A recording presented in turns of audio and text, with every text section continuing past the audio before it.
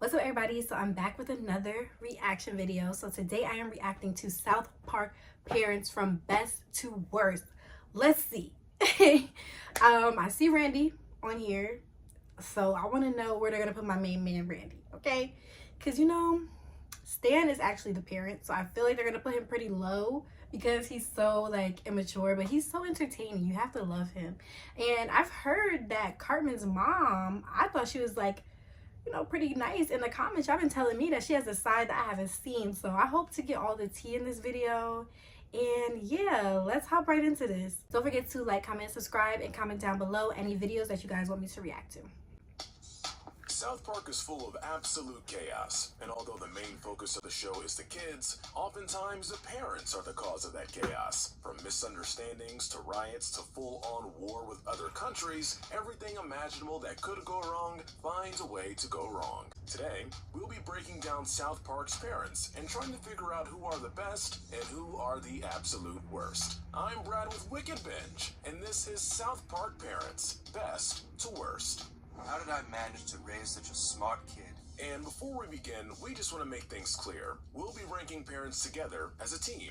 We want to know which South Park kids have the best parents and which have parents that are totally crazy. Now let's get started. As usual, we'll be dividing our list into 3 sections. The good, the gray, and bad to evil. Now let's start with the good. In the best of the good parents, we have Steven and Linda Black. Parents to Token Black. They work hard to provide a good life for themselves and their son. Son, can you just hurry it up? I don't think we quite fit in here. They try to help their son when he begins to be self-conscious about being more well-off, and clearly took something from the experience, still doing small things to make him feel more like his peers, like watching pandering television and eating just macaroni and cheese for dinner. They clearly care for their son. Which I know are big sacrifices from them, because some people, when they're accustomed to a certain type of lifestyle, that's all they want from now on, so him wanting the ramen noodles, to go to TJ Maxx or whatever their store was like a big thing for them. So they did what they had to do for little Tolkien. I don't know, you guys been like correcting me in the comments, but yeah, you guys said it's not Token, it's Tolkien. Tolkien. I don't know, probably butchering it, but yeah, they're doing what they have to do for him, and I love that. Making sure he's healthy and happy in spite of the dysfunction around them, and instilling good values into him, which actually really shows, because all the kids in South Park, Token is actually presented as one of the most mature and well-adjusted, which suggests that his parents have done a good job raising him. In fact, his family life seems to be far more normal than the other kids in the neighborhood, so good job to them. Moving on to the silver medal for good, we have Jimmy's parents, Ryan and Sarah Vollmer. It isn't easy raising a child with special needs, but thanks to their love and support, Jimmy grew to be friendly and optimistic. They take a grounded approach when confronting their son over anything. For example, sitting down to discuss his behavior when he accidentally joined a violent gang. Your mother I and just seen noticed a that. change in your behavior. Or being upfront when they think he's indulging in, well, typical things a young man does alone. Jimmy, were you masturbating? That's actually pretty awkward. But they mean well. They aren't always as involved as they should be. But still, A for effort. Next, we have Mr. and Mrs. Rodriguez. Restaurant owners relatively new to South Park. They moved from Boise to give a better life for their son. They expect a lot from him at a young age. Juggling school, a social life, and working in the family restaurant, but it makes sense. They clearly devoted a lot of time and energy to the business and learned how to dedicate themselves in order to be successful. Something they want to pass on to their child. Who is this character that they're talking about? Is he like really important? I haven't seen him like in any of the compilations that I've watched so far, so I don't know. So it's obvious that they want their son to have pride in his family and the work that will someday be passed down to him. His father in particular seems nervous about angering potential customers, telling David not to anger Cartman since he was a Yelp reviewer. No one start, please. But starting over in a new community Can't must have stand been a it. stressful enough experience without the review bombarding. Cartman is evil. Do you ride your tiny bicicleta? Next are Heidi's parents, Mr. and Nancy Turner. Not your tiny bicicleta. Oh my gosh, that's hilarious. He is so fucked up, yo. They aren't shown shown very much, but we see enough of them to know they're very protective. During their daughter's summer party, Nancy states she invited Margarine out of sympathy for the little girl being new to town and not having any friends yet, not realizing it was Butters. In the same episode, Mr. Turner is seen guarding the house to keep any boys at bay. Ha! I knew it! Boys at the slumber party! His methods were obsessive, with most agreeing using binoculars is a little much, but he meant well. Our next choice may be a surprise, but we're gonna go with Laura and Thomas Tucker. Craig is a bit of a troublemaker without a doubt. He doesn't care for authority and has no issue simply flipping people off rather than actually talking to them. The family is dysfunctional at times, scolding each other at the dinner table and flipping the bird frequently to express anger and irritation. But we rate them this side because they They're also one of taught those their son families. some great values. Thomas shows pride in hearing his son getting into fights and winning, but he also eventually comes around after believing Craig is gay. Next are Roger and Betsy Donovan. Roger we don't see too much of, aside from an occasional small speaking role. But Clyde's mother is another matter. She passes away relatively early in the series, and it clearly impacted Clyde a lot. She guilted him about leaving the toilet seat up all the time, even coming to a school to yell at him for it.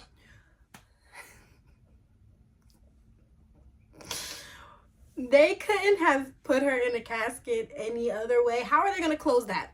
How are they going to close that casket? I'm 100% sure this is not how she would want to be presented at her funeral or buried in the ground, okay? What? And I don't even know who the child is. But I like this compilation because I'm seeing a whole bunch of different characters. But this right here, her being put in the casket with the toilet still attached to her ass, is top 10 for sure because of what the hell. What killed her? She appears to Clyde one last time, begging him to not let it happen to anyone else, which just resulted in giving her son a traumatic scar for the rest of his life, blaming himself for his mother's death, and scold him only to prevent him from getting hurt or hurting others. But still, what a way to go. And that pretty much wraps up our good parents. Now we're moving on to the gray area. And starting out with our gray area, we're going to have to place the Stevens and the Testaburgers together. They're hit or miss when it comes to parenting in their own ways, so it was hard to dub one couple worse than the other. For the Stevens, they allowed their daughter to cave to the pressure of being a stupid, spoiled whore and let her host a horribly inappropriate party. I mean, this is really Not a whore. pretty screwed up to say the least. For Wendy, her parents are clearly moral and upfront, but they also cave a lot to the masses and popular belief. Mr. Testaburger is even willing to be a sugar daddy to two underage girls right in front of his daughter. I'll help make you the stupidest, most spoiled of them all. Again, really screwed up stuff. We can at least say that Baby and Wendy have picked up some leadership skills from their mothers and have been raised to help their peers rather than tear them down. Wendy, we're sorry we called you names. Like not stupid and not spoiled. So all in all, when you look past some of their worst moments, it appears they've done quite a bit right. Next, we have PC Principal and Strong Woman. Parents by accident. And Strong Woman. A weird way of raising Her name is Strong Woman. That's hilarious. kids because they aren't given enough time to have a mature relationship between them, both professional. And all his babies have like those. You know what's crazy? I feel like everybody has a gym teacher sometime, elementary, middle school, high school, that is just like that with those same like glasses. I know exactly what glasses they're referring to in this cartoon because I had my middle school / high school, because it was combined, teacher had that whole look from the hair to the muscly polo shirt to those glasses, and it's hilarious that he had that on all his babies as well. But that is so funny. I know everyone can agree with that.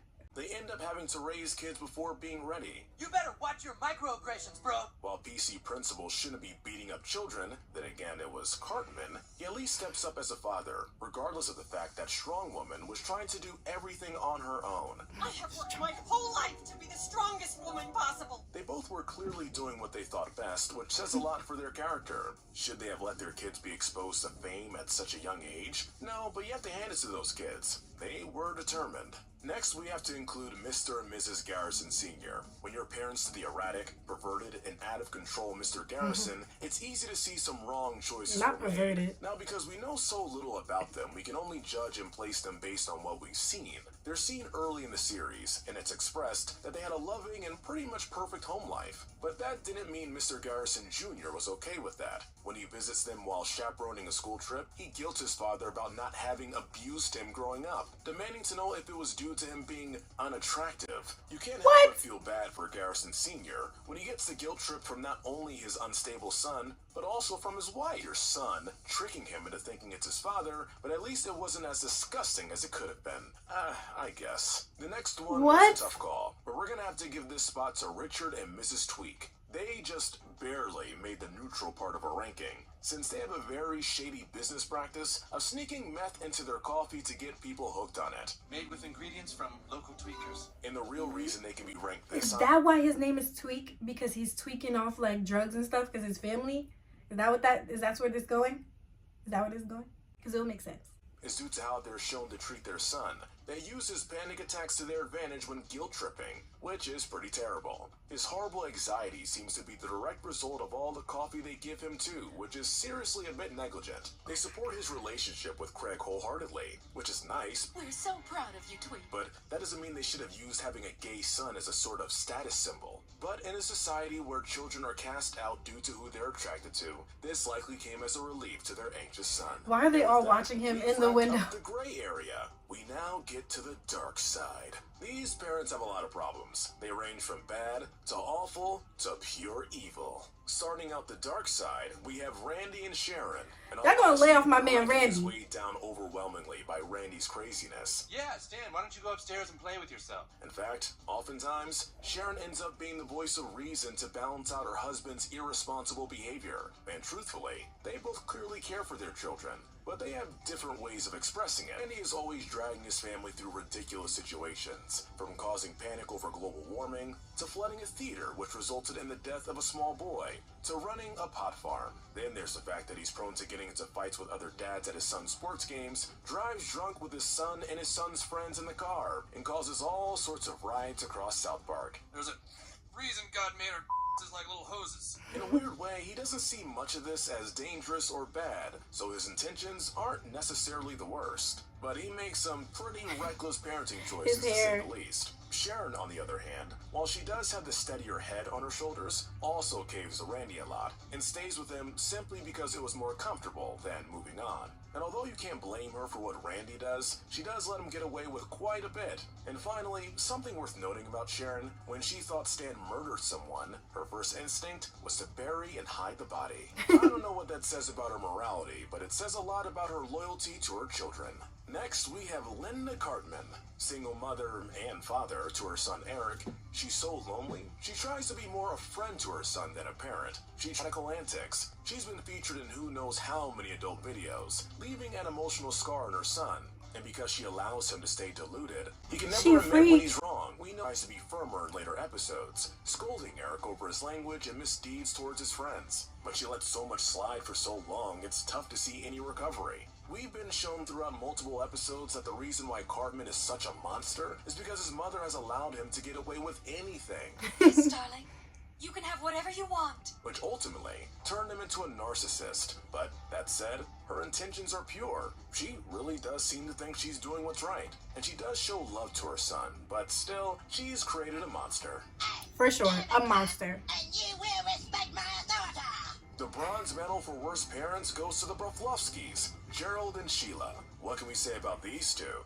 One started a war with Canada, the other a war with Denmark. But at least Sheila didn't try to get her youngest son to take the fall. For being the troll that harassed a woman so much, she took her own life. Hey, Ike, just stay calm and act like I'm yelling at you, okay, pal? They both clearly have issues, but it's awful how they grow to treat their kids. Sheila is never willing to hear Kyle out, despite the young kid being in the right when his mother goes off the deep end. Ironically, with Kyle being the voice of reason in the show, more often than not, his mother never listens to him. She believes any of Gerald's lies, and while smart, can be incredibly naive. Gerald has definitely grown to be the worst of the two. harassing women and young girls for kicks, berating his oldest son, and guilting his youngest son. He likely can't be redeemed at this point. Little Next, Eggman. we have Kenny's parents, Stuart and Carol, taking the silver medal for worst parents. Not much to say about these two. When on screen, they are usually seen screaming at one another and getting into physical fights. They make and distribute meth, in and right outside the family house, barely make enough to feed and clothe their children,